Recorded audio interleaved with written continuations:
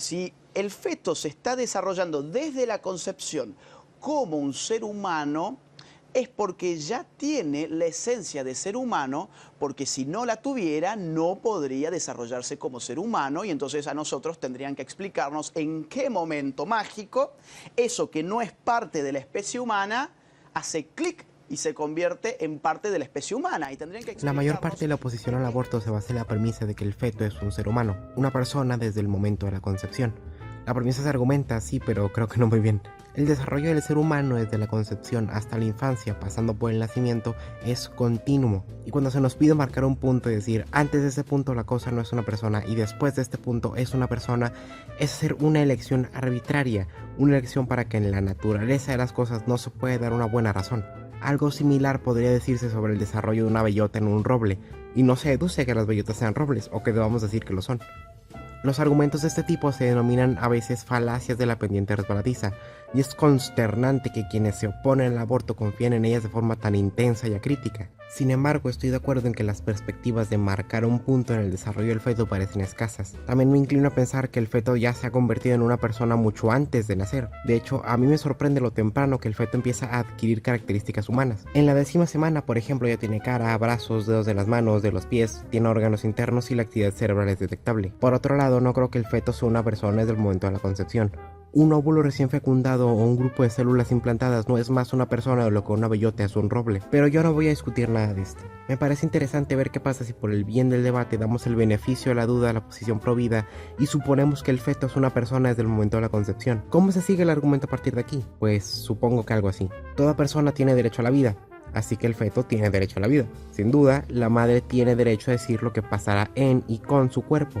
Pero seguramente el derecho a la vida de una persona es más fuerte y más estricto que el derecho a la madre de decir lo que ocurre en su cuerpo y con él, y por tanto lo supera. Entonces no se puede matar al feto y practicar un aborto. Al principio tiene sentido, pero ahora imagina esto.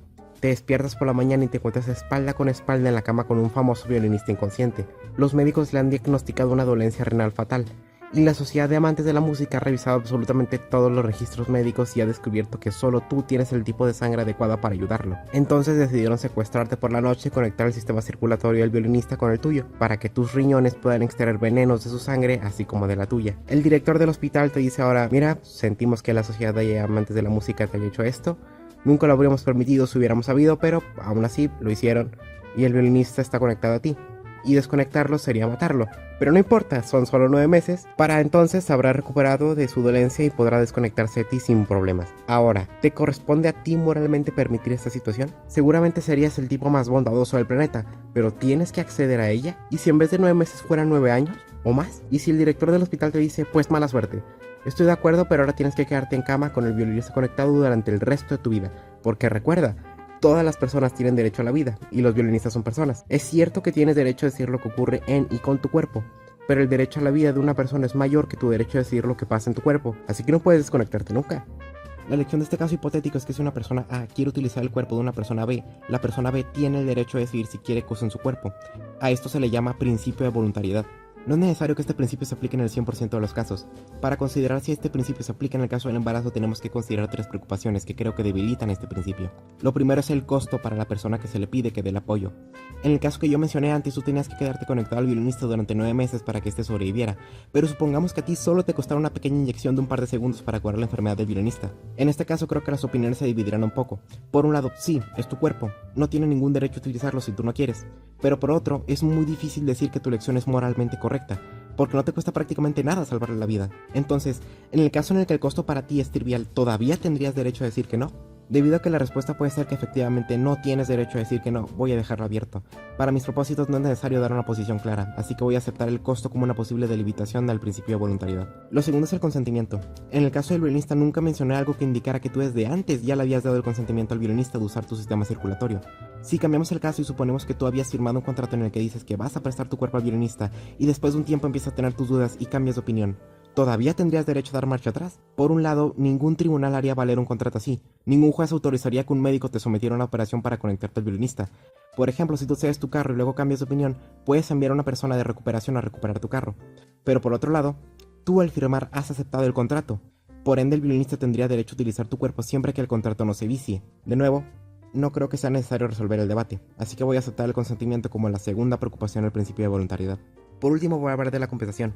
La idea es que si tú dañas injustamente a alguien, tienes una deuda con esa persona y tienes que dar una compensación o algo equiparable para que vuelva a estar en el estado que estaba antes. En el caso del violinista, nunca dije que tú eras el responsable de su enfermedad. Supongamos que el violinista estaba en su casa durmiendo y tú durante la noche irrumpiste su casa e integraste desechos tóxicos, y eso terminó enfermándolo.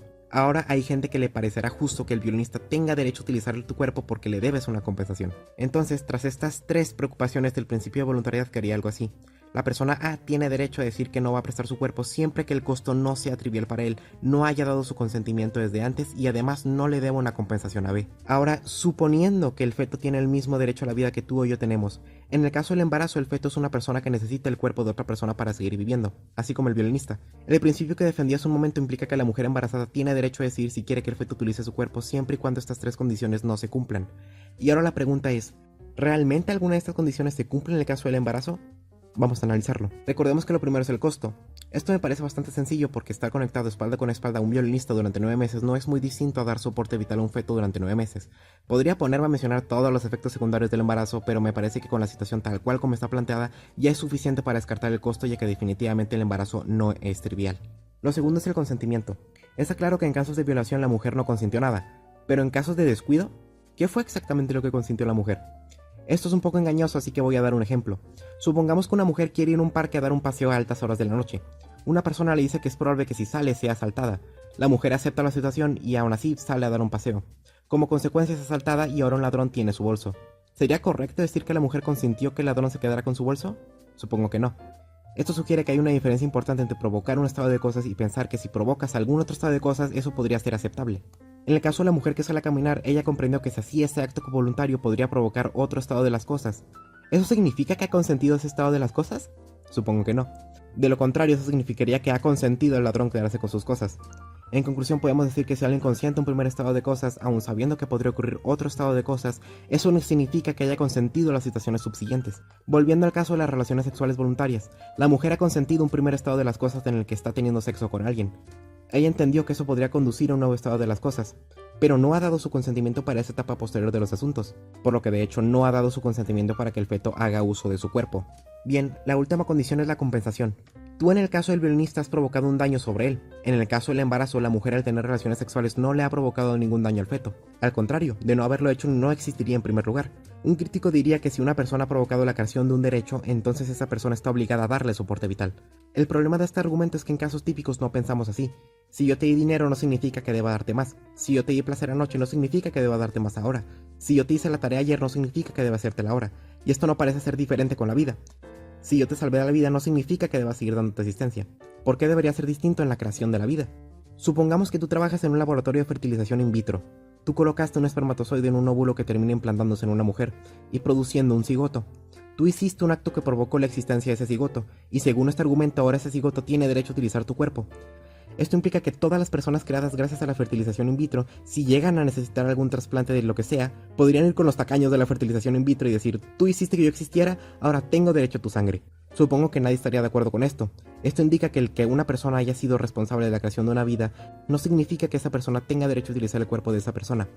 Esto significa que en algunos casos si alguien provoca que otra persona esté necesitada, no significa que tenga la obligación a ayudarle más adelante. Esos son casos en los que causa necesidad, pero no daño. Si haces que alguien esté necesitado, pero no peor de lo que estaba, entonces no le debes una compensación. En el caso del embarazo, cuando la mujer conciba al feto, no hace que esté peor de lo que estaba, por lo tanto no le debe una compensación. Después de este análisis podemos concluir que el embarazo no involucra las tres condiciones que hacen una excepción en el principio de voluntariedad. Por lo tanto, este principio sí aplica en el caso del embarazo. Con todo esto no intento decir que el aborto sea la opción correcta, la mejor opción o una elección digna de elogio. Puede haber muchas razones para pensar en no hacer esa decisión. Voy a concluir diciendo que nada de lo que he dicho es inconsistente con la afirmación de que la opción correcta en algunas situaciones es no abortar. Está bien, la palabra clave es esa, decisión.